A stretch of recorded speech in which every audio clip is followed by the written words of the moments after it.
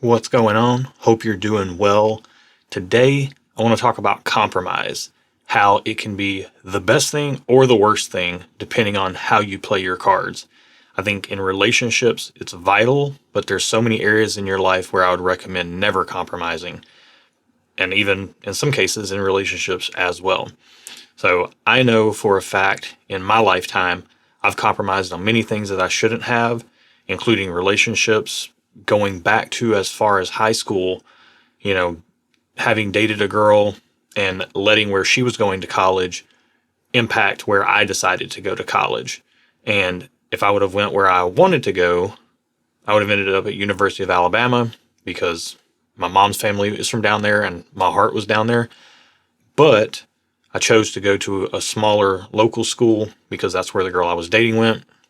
And that relationship didn't last. And if I would have thought about it, even dating her, I was making compromises by even dating her. She was not the right person for me. She was not the person I was looking for. And that story has carried on through my entire life in a lot of things. I've had to learn a lot of very hard lessons by compromising when it comes to stuff, when it comes to decisions. And ultimately speaking, compromise really to me is when you compromise what you really want the most for what you want right now instead, and you take that quick payoff and you push away the delayed gratification to wait to find the thing that you want or the person that you want, or to wait to purchase the thing that you want because you need to save more money. When you make those compromises, I think there's a quote. It said something along the lines of like, buy once, cry once. Purchase something that's good, that's going to last, and let that be the only purchase you need to make rather than purchasing substandard alternatives. And I've got so many lessons in this from, work boots. I finally ponied up for a great pair of work boots when I was 30 years old, and I've bought really quality footwear ever since then. And that stuff lasts. I'm not just churning through boots every 6 months or every year. I've got footwear that actually lasts me. Same thing goes for so many different things in my life. I'm a big watch guy, and I remember buying cheaper alternative substitutes to the watches that I really wanted rather than just saving my money. And I ended up collecting all these little knick-knack watches that were, a few $100 here or a few $100 there, which I realized once upon a time sounded like an insane amount of money to spend on a watch for myself. But, we all get desensitized and we all spend money on the things we want to spend on. But I was buying all these little knick-knack watches instead of saving my money for the thing that I really wanted. And eventually I figured it out. But man, it took me a lot longer to get the thing I wanted because I was wasting my time blowing my money on things that were trying to fill the void of the thing I wanted. Now, when it comes to things like watches and work boots, that's not super important stuff. But when it comes to who you're in a relationship with, or, how you're going to live your life, the decisions you're going to make, and you make compromises in that regard, that can have far more drastic effects. That can make your life just a nightmare if you're not careful. So, I'm not talking about buying homage or knockoff watches. I'm talking about, your personal relationships, who you choose to hitch your wagon to. That can be the biggest point of blessing in your life, or it can also be the biggest pain point in your life. And I've been through this so many times, and it took me getting married, having a marriage fall apart, and having that impact myself, my daughter, the whole thing. Like, I didn't want any of that to happen, but that's where I ended up. And, once you're within that covenant of a marriage, that's where the compromise really comes in. That's where you've got to be willing to say, hey, I'm not going to compromise up to the point of being married. I'm not going to compromise up to the point of, making very large decisions that could impact my life. Could be moving cross country for a job, could be, so many different things that this could apply to. But I think when those large decisions are when you're at the cusp of those large decisions, it's vitally important that you are honest with yourself. Because if you're really honest with yourself, you know what you really want. And when you go against that and just take some alternative that's not exactly what you want, you take the job it's not quite right, but the pay's pretty nice, so you're going to move away, you're probably going to end up unhappy. You have that partner, you really care about them, but you know that there's something that's just not quite right. You guys don't align on your moral values, or things are just not, the pieces of the puzzle are close, but they don't quite fit perfectly.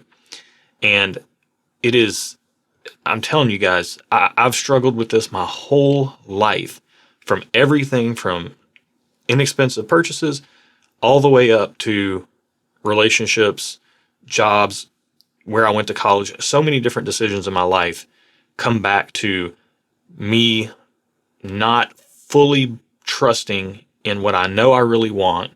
And this is where a little bit of personal discernment comes in as well. You've also got to know when to just let well enough be well enough. If I want a Porsche, if I go buy a brand new one, it's going to be $150,000, or I could get a used one for like a third of that. That's good enough. And also, there are options within that are like a third of that price that I like better than the brand new thing.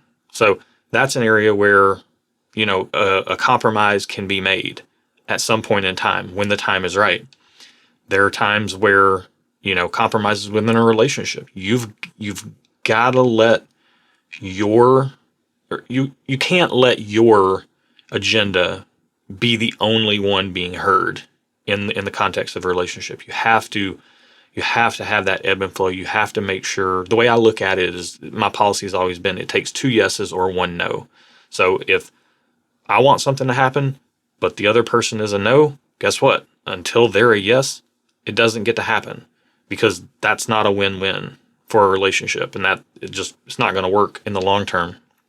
But, whether you're talking about job decisions or relationship decisions or just purchase decisions, make sure you're being honest with yourself. Make sure you're really being true to what you want, because if you go against that, I can guarantee you it's going to come back. That behavior, it might not bite you in that particular circumstance, that particular decision you're making, but that behavior that leads to you continually compromising what you want just to get something in the short term that's going to, give you a little hit of dopamine, or maybe make you feel a little bit better in the short term, that type of behavior is going to lead to problems in the future. I know it because I've lived it. I know it because I've seen so many other people take the cheap substitute, whether that be, through their actions or, all these different things we've already talked about. I don't need to go back over them all, but you see it all the time. Once you've lived it, you recognize it in your own behavior, and then you start seeing it in other people's behavior as well. So anyways, with that said, drinking a little bit of the Dark Arts Whiskey House 8-year Madeira finished bourbon. This is a barrel pick that we did with Dark Arts, and this thing is awesome. It might as well be maple syrup and molasses in a glass. And we did not compromise on this barrel one bit. I can promise you that. I love this stuff. Love what Dark Arts is doing. Macaulay, the guy that runs Dark Arts, was working at Wilderness Trail, a different distillery, and he said that he did not want to compromise his vision for what he wanted whiskey put out behind his name to be. So he struck out on his own, took a chance, and I have to salute that. So to doing your own thing, to doing the right thing for yourself, and only compromising when it's the right thing to do with you and a partner, a loved one. So cheers to that.